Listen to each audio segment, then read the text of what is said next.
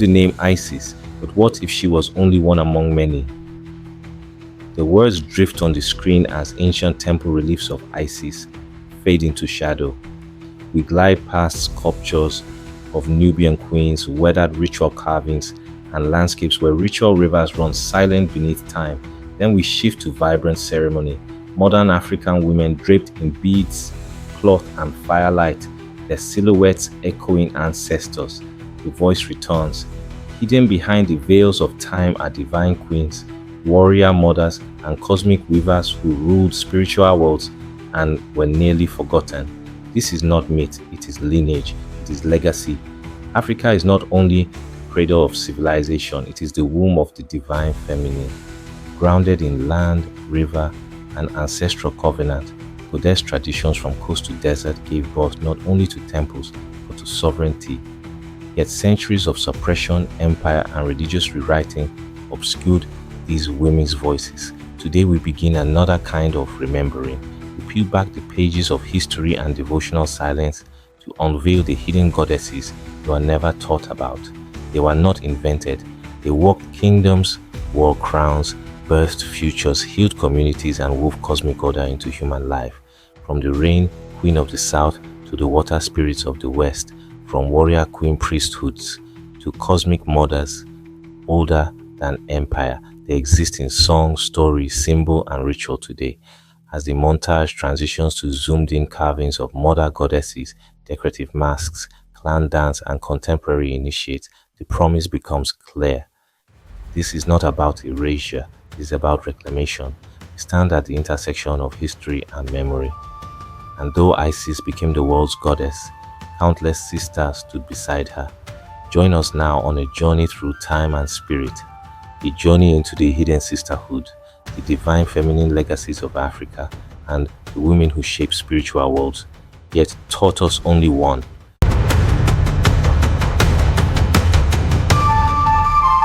Isis, Aset, the powerful Egyptian goddess of magic, motherhood, and cosmic unity, is one of the most famous divine figures in world mythology. Her image and presence have echoed across centuries, her name inscribed in temple reliefs, her cult spreading from Nile Valley to Rome to modern popular culture. Yet Cleopatra herself recognized that Isis was not unique. Her worship was one strand within a vast continental tapestry of divine feminine expression. Across African traditions, before colonial ignorance took root, goddesses were numerous and multifaceted. They reflected the rhythms of water and earth, lineage and sovereignty, fertility and justice, forming divine sisterhoods across continent and diaspora. In West African shorelines, worship of water spirits like Mami Wata and Ọṣun channeled feminine power, rooted in creation and diplomacy. Central African matriarchal systems reposed authority in goddess priestesses who mediated between living communities and ancient rivers. Nubian and Kushite traditions held warrior queens, feminine forces of land, war, health, and divine architecture. These divine women were not isolated myths, but foundational across theology, ritual, and political life. Yet Isis increasingly became the known face of African femininity, eclipsing her sisters through a combination of political, religious, and colonial erasure. With the rise of Abrahamic religions, Christianity, and later Islam, and later colonial systems, powerful goddesses were often labeled witches, demonized, or replaced with saintly women. Temples were destroyed, rituals banned, oral genealogies erased. Male priests oversaw shifting narratives that favored patriarchal hierarchy, introducing male gods as central figures and relegating feminine divine forces to minor roles, or completely erasing them. Over centuries, Abrahamic monotheism dismissed multiple gender pantheons and recentered creation around singular male deities. The result: goddess names were obscured, stories lost, and divine women transformed from cosmic holders of balance into forgotten relics. Such erasure shaped modern perceptions. Indigenous African spiritual systems are often portrayed abroad as male-dominated or patriarchal, when in fact many pre-colonial ones were balanced or even matriarchal in origin. The prominence of Isis in Western scholarship reflects not the supremacy of mother goddess tradition, but rather colonial filters that preferred sun gods and male lines for easier patriarchal assimilation. As a result, abundant African spiritual systems featuring divine women became invisible, fragmented, or survived in disguised forms beneath male-centric frameworks. This is the critical thesis of our exploration. Africa's spiritual systems were not defined by men, if anything, around the divine feminine or a partnership of balance. Spiritual authority extended through queens, mothers, water spirits, and warrior priestesses. Sovereignty, moral leadership, and cosmological balance were often mediated by these feminine figures. They held authority in councils, ritual law, medicine, and governance. When colonial or missionary narratives replaced them with male figures, they chopped off half of the spiritual lineage. Part of reclaiming this tradition requires acknowledging that the myth of singularity around Isis is an imposed construct.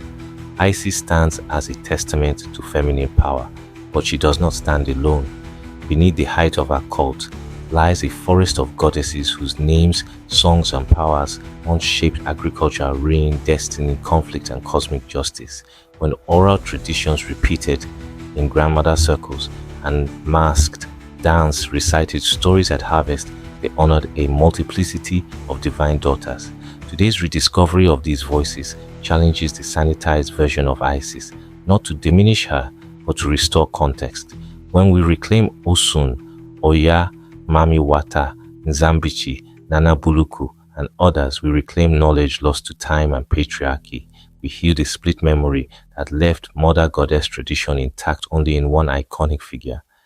We restore ancestral balance and affirm that African theology, at its roots, was derived from relationships, reciprocity, and shared authority between masculine and feminine spiritual lines. In doing so, we rewrite the narrative of spiritual origin.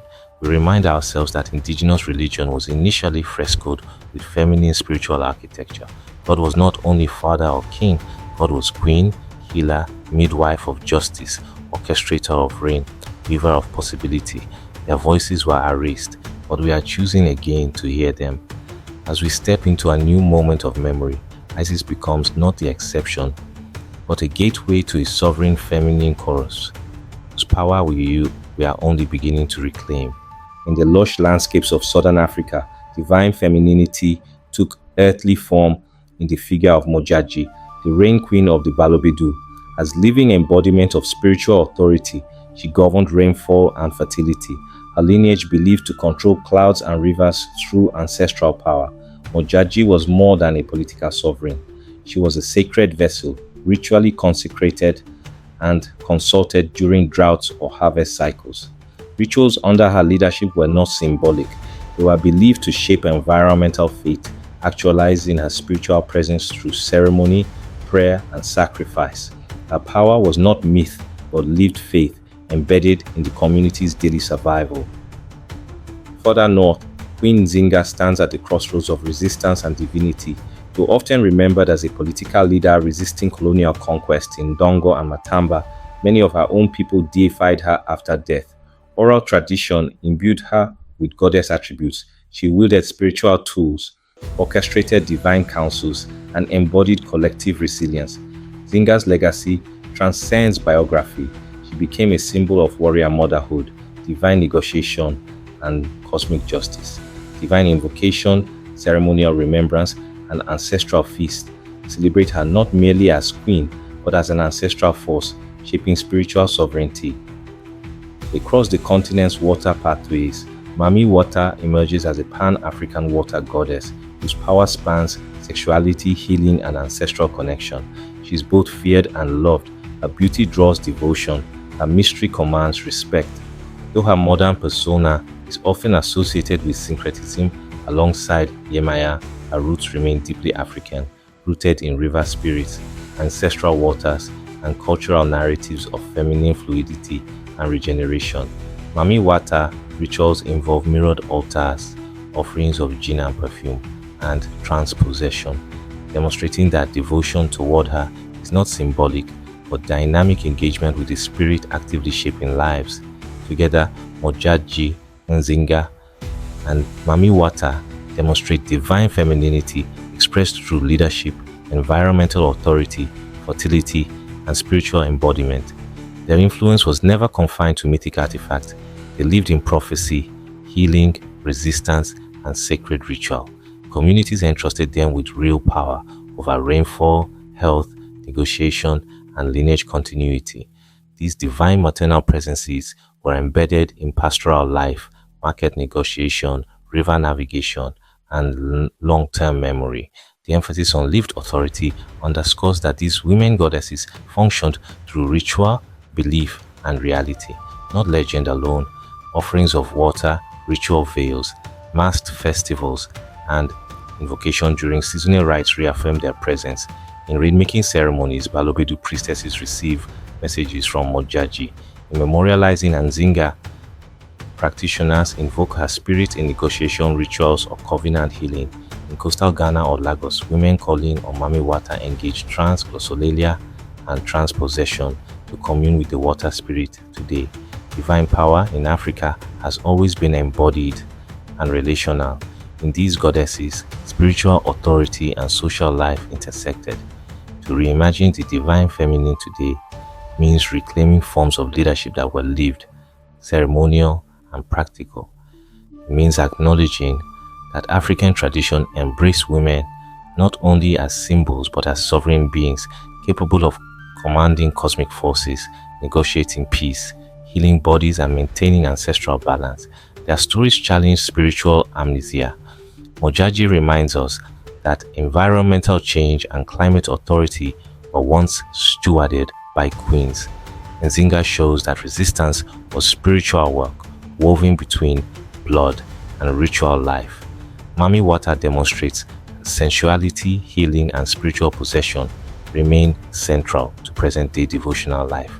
These southern mothers remind us that goddesses were never distant. They dwelled among people, stood at thresholds of power, and shaped existence through breath, song, and rain. By recalling these divine feminine figures, we reclaim spiritual memory and ancestral truth.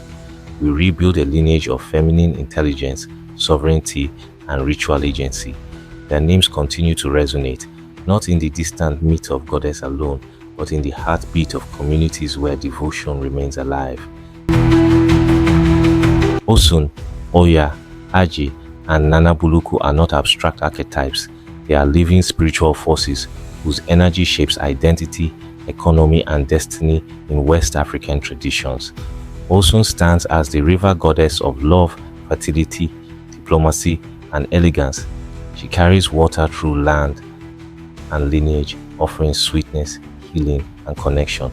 Devotees honor her with white and gold rituals beside flowing water. They sing her praise in lullabies and embassy rituals, calling upon her grace to mediate family disputes, bless newborns, and restore harmony. Ọṣun embodies divine femininity in motion, fluid, diplomatic, nurturing, yet not passive. In contrast, Oya emerges as the fierce storm goddess, guardian of winds, death, and rebirth, warrior and transformative force. She governs cemeteries, change, and cycles of renewal.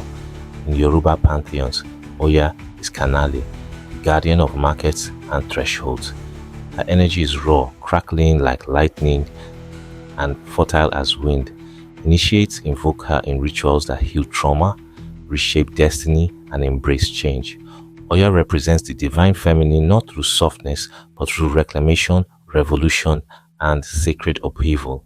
Aje represents marketplace spirit, feminine entrepreneurship, and spiritual sovereignty.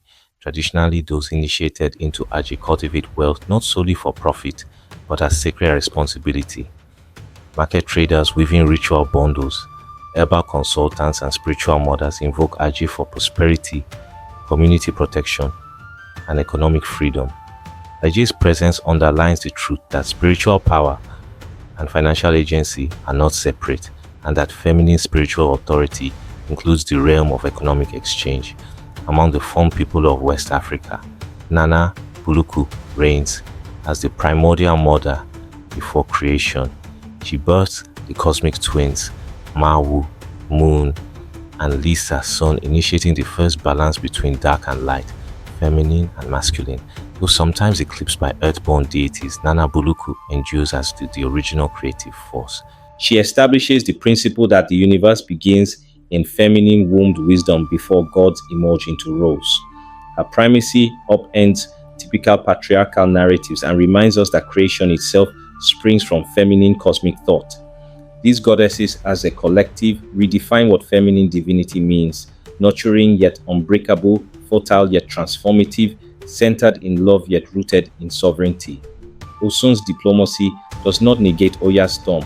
Aje's market mastery does not overshadow Nana Buluku's cosmic motherhood. Together, they embody womanhood in its full spiritual continuum, from humility to high flame, transactional wisdom to cosmic origin. Their ongoing presence is demonstrated in ceremony, devotion, and devotional memory. Ọṣun's festivals draw communities to riversides where devotees float prayers and sweet offerings. Oya rappers invoke her in masked dance during storm season, triggering symbolic rebirth. Market circles still consecrate haulers with Aje's blessings, and herbalists market their offerings with Aje chants woven into their work. Even Nane Buluku's presence remains rooted in creation days. Reference to her stories appear in initiation rites, corn weaving, and Orisha birth chants. These goddesses challenge global stereotypes of African religion as male-dominated or monotheistic after colonial influence. They prove that spiritual systems remained balanced or even matriarchal, integrated through feminine authority across domains: fertility, justice, commerce, change, and origin. The divine feminine was never optional, it was essential. Womanhood, spirituality, and cosmic architecture were interwoven, not separated. And though colonial and patriarchal history sought to suppress these truths, Yoruba and Fon traditions carried them forward in song, cult, and personal devotion. By retelling their stories, we interrupt myths of religious imbalance. We reclaim a constellation of feminine archetypes that guide healing, creation, economics, and transformation. They remind modern seekers that spiritual wisdom is not birthed in isolation, but in collective lineage, ancestral inheritance, and embodied practice. These goddesses continue to walk through markets, riverbanks, stormy skies, and ceremonial centers. They remain both fierce and gentle, cosmic and intimate, ancestral and living. They speak in kola verses, emperor masquerades, market rituals, and prayers whispered at the river's edge, bearing feminine intelligence that was never broken, only buried. In recognizing Ọṣun, Oya, Aje, and Nana Buluku, we reconnect to spiritual wisdom that acknowledges feminine power as expansive, complex, and essential. These divine women intersect love with force, commerce with ritual, birth with rebirth. To know them is to remember that African divinity was always at once sovereign and soul deep, and that goddesses were never anomalies, they were essential. In Nubia and Kush, kingdoms lay south of Egypt along the Nile, where the worship of Isis intertwined with dynasties that revered powerful goddesses beyond her shadow. These African lands held spiritual traditions parallel to Egypt's, where female deities ruled alongside kings or sometimes above them, blending lineage, ritual, and divine rule into collective memory. Queens Amanitore and Amanirenas, historical figures celebrated by Nubian people, are remembered as more than political leaders. In cultural memory, these warrior queens were deified. Their roles merged with divine femininity. They led armies, negotiated with Rome, and defended territory, but their legacy endures as spiritual heroines, guardians of land and lineage. In monuments and oral traditions, their personas fuse with goddess archetypes, symbolizing that in Kush society, royal women embodied priestly authority and sacred sovereignty. Archaeological evidence from Napata and Meroe, the capitals of Kush, reveals priesthood lineages that were inclusive of women in high ritual roles. Priestesses in these regions are documented in temple inscriptions, royal burials, and ritual reliefs. They served as shrines dedicated to Satis, Night, and Anuket, and their authority was inscribed in sacred architecture. These women acted as intercessors, healers, and ritual mediators, suggesting that Kushite society maintained a matriarchal spiritual structure even as Egyptian influence grew. goddesses worshipped in Kushite worship, Satis, Anuket, and Neith, reflect southern spiritual emphasis. Satis, goddess of the Nile's flood and fertility, was celebrated more fervently in Upper Nile regions, where the river's life-giving cycles defined existence. Anuket, often linked to cataracts and river boundaries, held particular sway in Kush, for whom the Nile was lifeblood. Neith, a war goddess and maker of bows, held military symbolism, resonant in kingdoms defined by defense and sovereignty. These goddesses were not distant figures. They shaped ritual calendars, agricultural cycles, and royal authority, affirming the divine feminine's integration into communal life.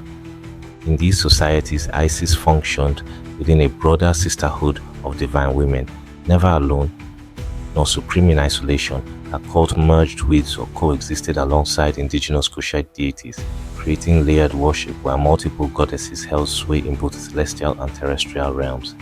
Nubian temples depict Isis seated beside Satis or Neith.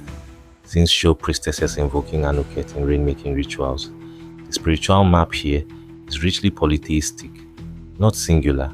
These traditions disrupt the common narrative that Nubian spirituality was merely derivative of Egyptian forms.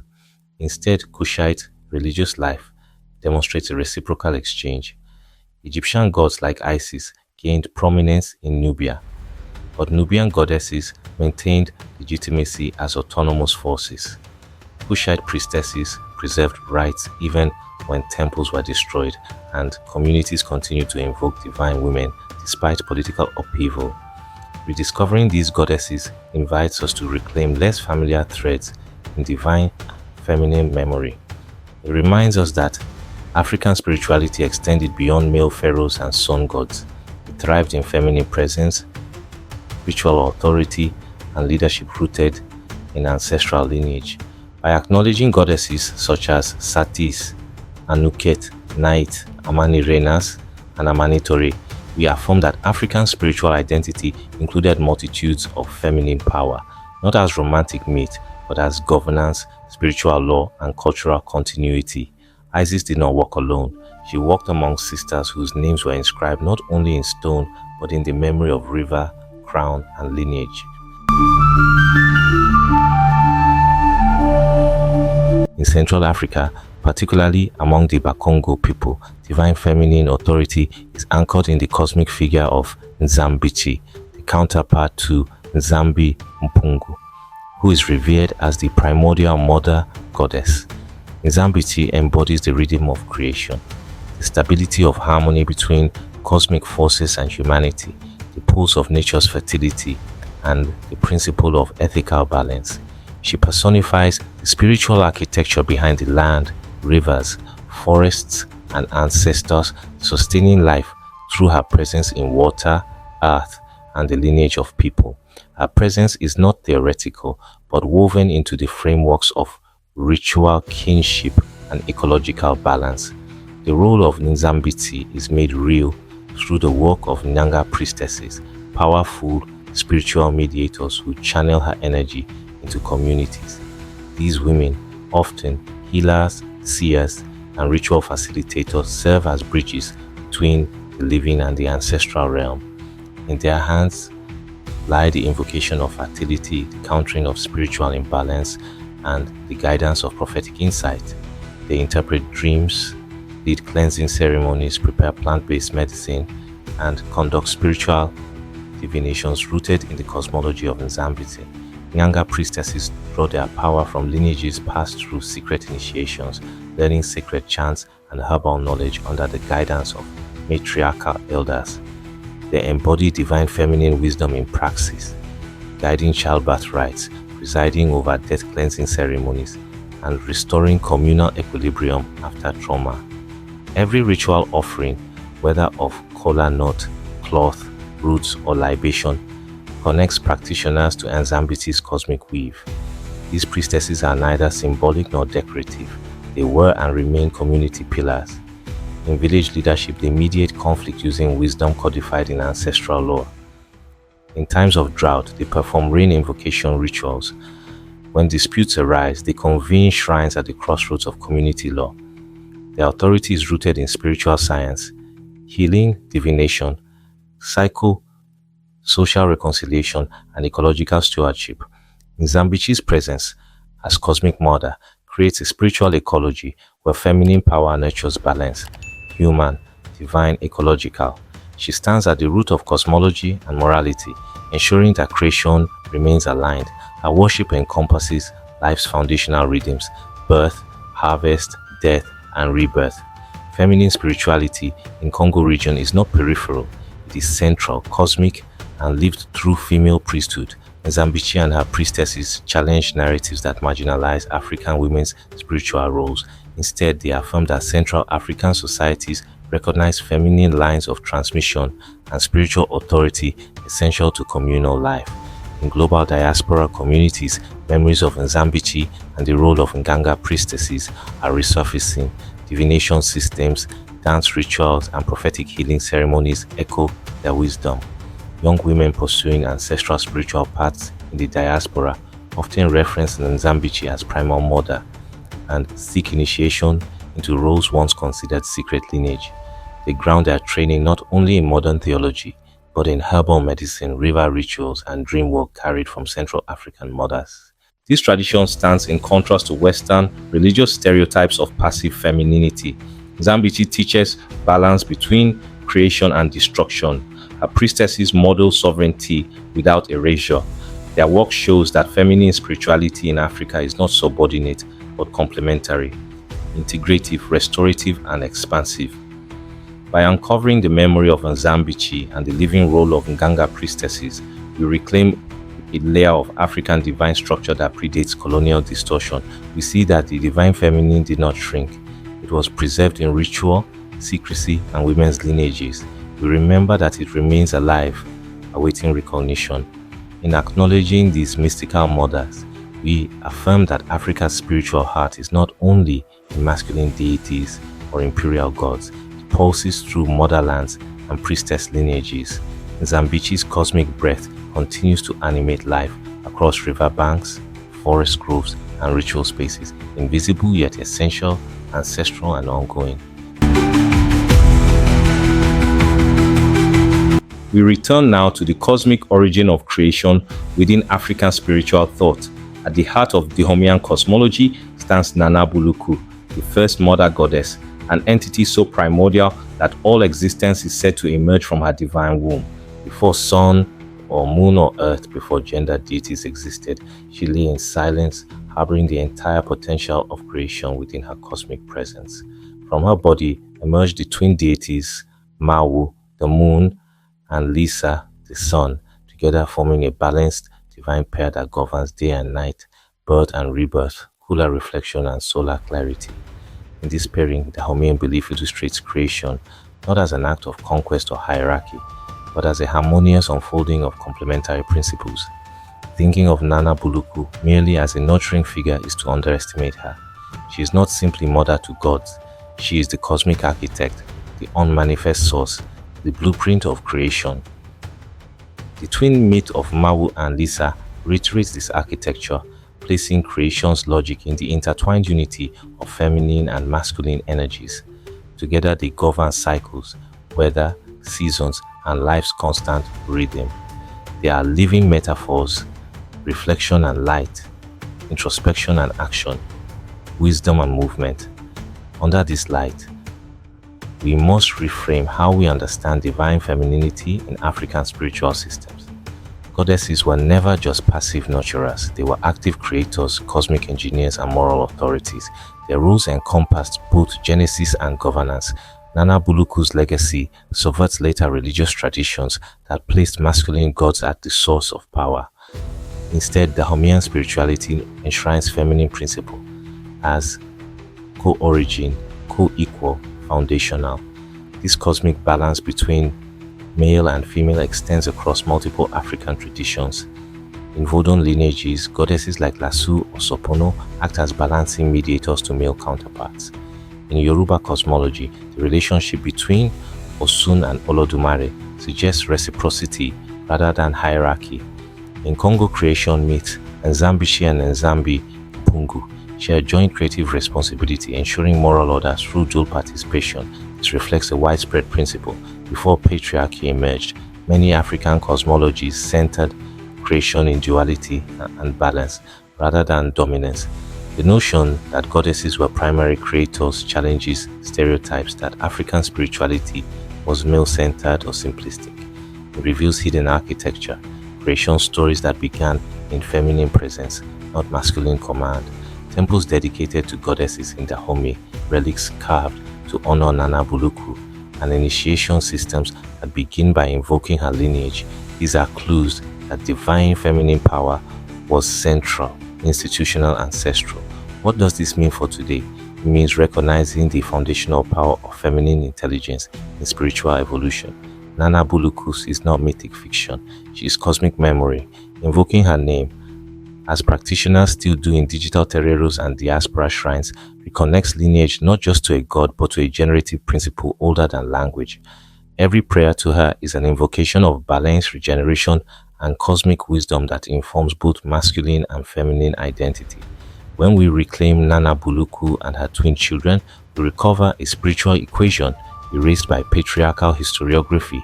Creation equals feminine plus masculine.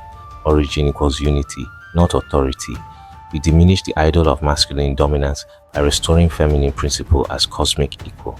Recalling her name reawakens an ancient insight that human life, political systems, and spiritual frameworks are stronger when built on reciprocal balance rather than unilateral rule.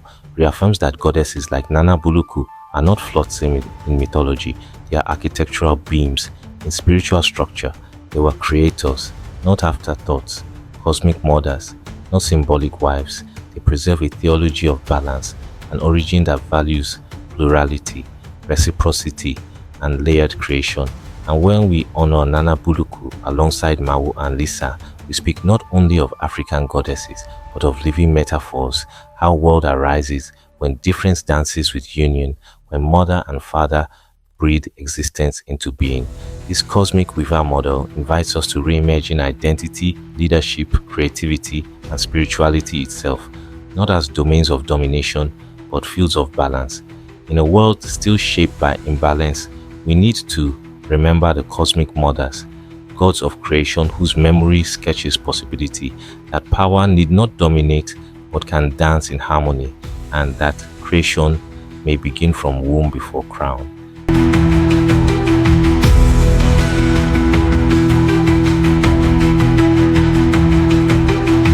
Missionaries and colonial historians waged more than political conquest.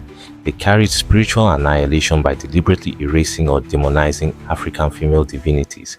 They labeled goddesses like Ọṣun, Mami Wata, Nzambichi, and Amanitore as secret witches, spirits of devilry, or primitive folklore unworthy of reverence. In mission schools and colonial archives, women's sacred roles were dismissed, temples razed, oral chants banned, and ancestral lines rewritten. Female spiritual leaders were imprisoned or exiled, their priesthoods outlawed, and their sacred feminine narratives erased from public memory. The loss was not accidental, it was intentional cultural disruption. This shift reframed goddesses into malevolent caricatures. Women who served as priests, healers, and diviners became witches if they did not conform. Female-led rituals disappeared into hiding alongside coded masquerade festivals. In many villages, shrines were buried or abandoned. Goddess iconography was destroyed or concealed. Indigenous cosmologies were recast to privileged male gods, priest kings, and patriarchy. The divine feminine remained only in degraded myths or suppressed memory, delegitimized by colonial theology. In recent decades, that erasure has begun to reverse. Women across Africa and the diaspora are leading spiritual revival movements dedicated to reclaiming these sacred archetypes. Sisters of Ọṣun gather beside rivers, restoring annual festivals originally banned, offering honey, flowers, and song at shrines. Initiatives honoring Mami Wata emerge in coastal Ghana, Nigeria, and the United States, rituals combining trance, beauty, and healing. Diaspora. Women reclaim ritual names, train as Nganga priestesses, learn divination systems, honoring feminine energies, and teach younger generations about goddess lineage erased by colonial history. This revival is not merely nostalgic, it is transformative activism. African women-led spiritual movements reclaim ancestral sovereignty at intersections of race, gender, and colonization. They publish books, host podcasts, create community spaces that teach goddess theology alongside trauma healing. Young priestesses host online ceremonies invoking divine mothers. Grassroots patronage networks support feminine spiritual entrepreneurship rooted in Ọṣun or Aji. They demand recognition not only for ancestral divinities, but for living contemporary spiritual roles. Women across continents now invoke goddess presence in entrepreneurship, motherhood, education, mental health, and anti-racist resistance. Afrofuturist and Afro-spiritualist art and media amplify goddess worship anew. Visual artists paint Mami Wata emerging from mirrored waters. Poets evoke the cosmic sweep of Nana Buluku.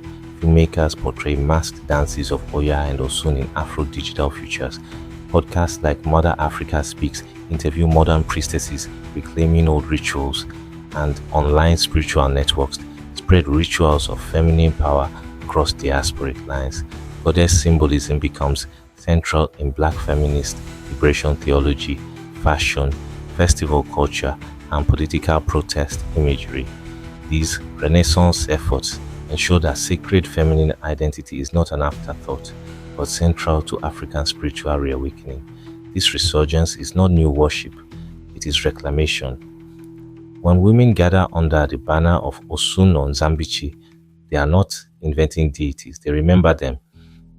When they dance on beaches in Mami Wata festivals, they are not performing pagan spectacle. They reclaim ancestral covenant. This movement seeks to repair ruptured lines between colonial history and indigenous identity, between Christian patriarchy and indigenous feminine sovereignty, between spiritual amnesia and ancestral memory. And in doing so, it builds new structures, spiritual schools, female priesthoods, divination academies powered not by exclusivity, but by generational remembrance. The goddess revival challenges the narrative that African religions were patriarchal or erased by colonialism. Instead, it affirms that African spiritual systems were originally balanced or matriarchal, and that goddess worship was intentionally suppressed, not lost. Modern emergence proves these archetypes remain deeply substrate in cultural memory, capable of activation when women reclaim their ancestral voice.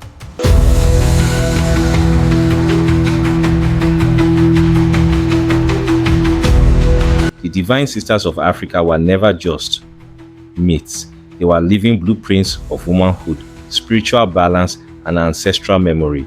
Ọṣun's presence beside riverbanks shaped diplomacy, fertility, and empathy. Oya's storm-driven change became templates for transformation. Zambisi mediated harmony between people and cosmos. Nana Buluku birthed the sun and moon from her womb. Their stories encode more than identity. They offer ethical frameworks, cosmological logic, and spiritual architecture. These goddesses embody how feminine power moved through healing, ritual authority, social leadership, and cosmic balance. Their legacies are not confined to temple walls. They pulse beneath land, market, initiation lodge, and daily prayer. In a world still haunted by stereotypes that African religions were primitive or patriarchal, reclaiming these goddesses becomes an act of truth. Colonial narratives flattened complex theology into male gods or demonized feminine presence. Yet when we honor Ọṣun, Oya, Mami Wata, Nzambichi, Amanitore, or Nana Buluku, we affirm that spiritual systems on the continent were inherently balanced or matriarchal in origin. Women held priesthoods, directed rituals, and carried moral authority long before empire.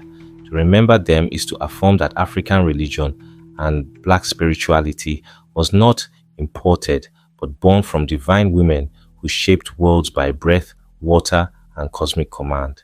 Honoring these goddesses is inseparable from honoring Black womanhood, history, and the sacred feminine. They provide spiritual archetypes that affirm identity beyond patriarchy. They grant power to narratives marginalized by colonial history, leading by example and by covenant. When modern priestesses carry beads of Ọṣun, they are not fashioning novelty, they channel ancestral frameworks of feminine sovereignty. When communities reclaim Mami Wata rituals, they do more than heal, they insist on water's divine legacy. When storytellers narrate Nana Buluku's origin myth, they resurrect a theology where balance is foundational. These goddesses still matter because their presence shapes everyday life.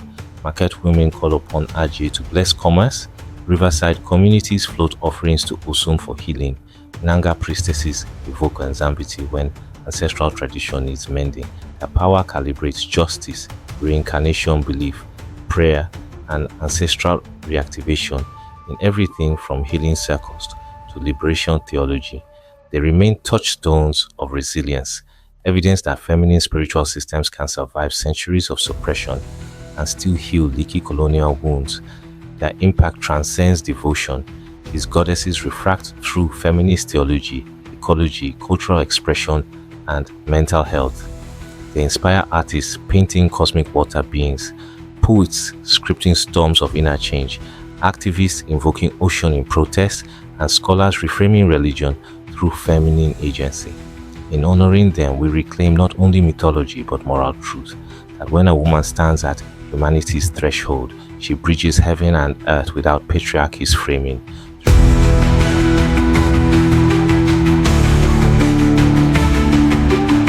Isis was never alone.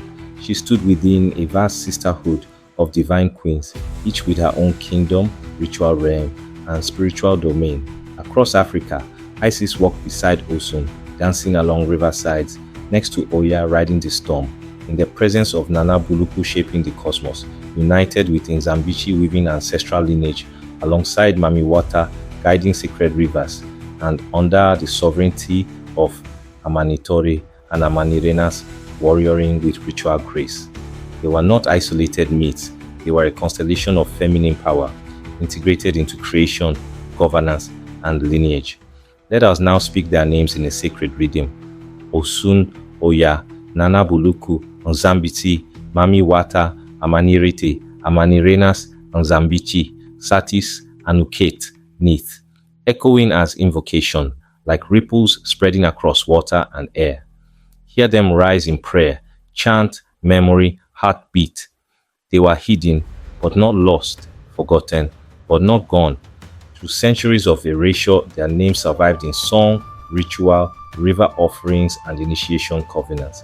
Now their names return, not as myth but as memory, not as fantasy, but as power rooted in priestesses' lineage, ritual chants, and ancestral counsel. Though temples burned and histories silenced, these divine women remained in hidden groves, river shrines, encrypted dance, and whispered song. In market circles, still consecrated with Ajay's chant, in rainmaking rites for Mojaji, in devotion to Ọṣun on festival days, their presence resurfaces. In diaspora, homes glowing with candlelight, small altars host offerings for ancestral femininity. Their memory is ancestral lineage lived, not museum relic.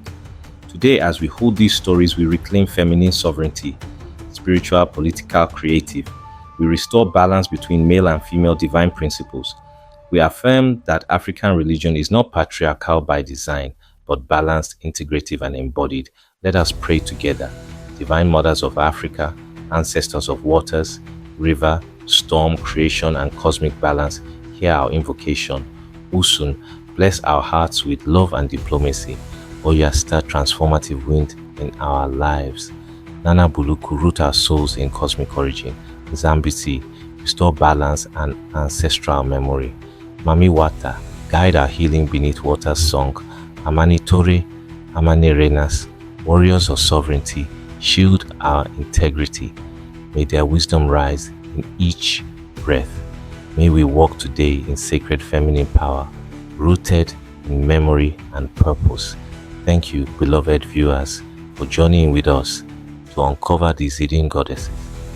Your attention honors their legacy, their names, their power.